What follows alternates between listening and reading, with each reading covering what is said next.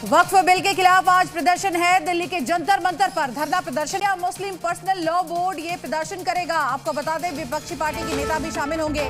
दिल्ली की सीमाओं पर सुरक्षा बढ़ा दी गई है। आज की ये सबसे बड़ी खबर आपको बता रहे हैं। पहले 13 मार्च से तय किया गया था इस प्रदर्शन के लिए, लेकिन होली को देखते हुए आपको बता दें all India Muslim personal law board ने इस प्रदर्शन को आगे बढ़ा दिया और आज ये बड़ा प्रदर्शन किया जाएगा दिल्ली के जंतर मंतर में। साथ ही साथ सुरक्षा के पुख्ता इंतजाम कर लिए गए हैं। दिल्ली की सीमाओं की अगर बात करें तो यहाँ पर सुरक्षा बढ़ा दी गई है।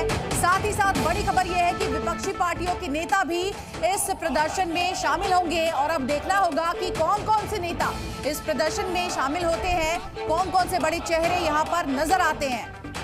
वहीं वक्फ बिल को लेकर मुसलमानों के बीच खुद ही दरार दिख रही है। इस पर ओवैसी और मौलाना बरेलवी के बीच जुबानी जंग तेज हो गई है। एक तरफ ओवैसी जैसे नेता इसे हथियार बनाकर माहौल गरमाना चाहते हैं, तो दूसरी ओर मौलाना शहाबुद्दीन जैसे लोग इसे बेवजह का हंगामा बता रहे हैं। अब तो खबर को तोड़ देंगे, खबरों को तोड़ देंगे। मैं बोल रहा था आपको वक्फ का कानून बनेगा, कब्रिस्तान तोड़ेंगे, मस्जिदों को छीनेंगे, दरगाहों को छीनेंगे, इवैक्यू प्रॉपर्टीज जो वक्फ है वो छीन लेंगे। हमारे मुखालिफिन जज्बाती तकरीर कर रहे। अरे भाई, जज्बाती तकरीर करना नहीं, सच्चाई को बयान करना। अब खबरों को भी तोड़ने की बात कर रहे हैं। MIM के अध्यक्ष असदुद्दीन ओवैसी साहब भी यही कहते हैं कि वक्फ संशोधन बिल से मस्जिदों और मदरसों को खतरा है। तो मैं इन दोनों को, बोर्ड को और ओवैसी साहब को बताना चाहता हूं कि वो हिंदुस्तान के पड़ोसी देश पाकिस्तान, अफगानिस्तान, बांग्लादेश चले जाएं। भारत सरकार से कहूंगा कि इनको वीजा दे दें और ये जाके वहां पर देखें, पाकिस्तान की सूरत हाल को देखें। बलोच, खैबर पख्तून, सरहद, इन तमाम सूबे में, शहरों में क्या सूरत हाल है, कैसी खाना जंगी है। क्योंकि वक्फ हमारा मजहबी मसला है, इसलिए हम उसके खिलाफ एहतजाज करते हैं। ये लगता है कि गैर जमहूरी पार्टियां जो दस्तूर के खिलाफ हैं वो इस पर लगी हुई हैं कि ख़ास तरीक़े पर मुस्लिम अक़लियत को यहाँ आज़ादी के साथ मज़हब पर भरोसा करते हुए जिंदा न रहने दिया जाए। हम इसके खिलाफ। और भारत की भूमि पे भारत का अधिकार है। भारत की भूमि पे ना अंग्रेजों का अधिकार बचा है और ना तालिबान का। इसलिए ये जो विवाद पैदा किया जा रहा है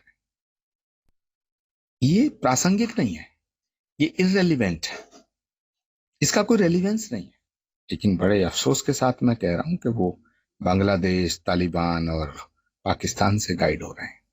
ये मुल्क के लिए ठीक नहीं है। वो हिंदुस्तान के मुसलमानों को गुमराह कर रहे हैं। इसलिए मैं all India Muslim personal law board के जिम्मेदारों से गुजारिश करना चाहता हूं कि भारत के मुसलमानों को भारत से अलग करने की साजिश ना करें। तो इन दो बड़ी खबरों पर महा कवरेज जी न्यूज की आप देख रहे हैं। हमारे तमाम सहयोगी हमारे साथ इस वक्त जुड़ गए हैं। आपको बता दें नागपुर से हमारे साथ अमर खान है, औरंगाबाद से विशाल, इसी के साथ साथ हमारे साथ सुमंत कुमार जंतर मंतर से, देवेश कुमार गाजीपुर बॉर्डर से और साथ ही साथ देवेंद्र भारद्वाज भी जुड़ गए हैं गुड़गांव बॉर्डर से, भूपेश है।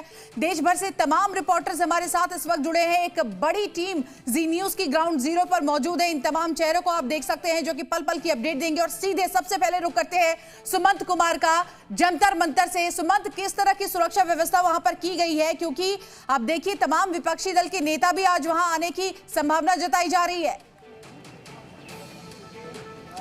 बिल्कुल, देखिए निश्चित रूप से all India Muslim personal law board की तरफ से इस प्रोटेस्ट कॉल वक्फ अमेंडमेंट बिल के खिलाफ किया गया। और आप तस्वीरें देखिए कि किस तरह से सुबह से ही यहाँ पे देश के अलग अलग इलाकों से जो मुस्लिम समाज के लोग हैं वो यहाँ पे आने शुरू हो गए हैं। और जो जहाँ तक पॉलिटिकल पार्टीज की बात है, मैं बता दूं कि चूंकि संसद का सत्र चल रहा है तो all India Muslim personal law board की तरफ से ये दावा किया जा रहा है कि ज्यादातर जो विपक्षी पार्टियां हैं उन विपक्षी पार्टियों का समर्थन इस कॉल को है। साफ तौर से आपने देखा कि स्टैंड साफ है कि जिस तरह तरह से सरकार इस बिल में अमेंडमेंट कर रही है, इनका दावा, इन लोगों का ये कहना है कि इससे मुस्लिमों के हुकूक छीने जा रहे हैं, उनके हक छीने जा रहे हैं, संपत्तियां छीनी जा रही है। कुछ लोग हैं, इनसे बात कर लेते हैं। क्या नाम है आपका? मेरा नाम मोहम्मद आकिब है। आकिब, कहाँ से आए हैं आप? हम मुजफ्फरनगर से आए हैं। मुजफ्फरनगर से। क्यों आज ये प्रोटेस्ट जो आप लोग कर रहे हैं, क्या मकसद है इसका, क्यों प्रोटेस्ट कर रहे हैं? मकसद यही है कि जो सरकार ने काला कानून पास किया है औकाफ के खिलाफ, हम इसी को जो है वापस, सरकार इस कानून को वापस ले, इसलिए हम ये प्रोटेस्ट कर रहे हैं। ये इन्होंने कहा कि ये काला कानून है। सरकार कह रही है कि भाई इससे ट्रांसपेरेंसी आएगी वक्त की जो प्रॉपर्टी है, वक्त की संपत्तियों के रखरखाव, वित्तीय लेन देन में।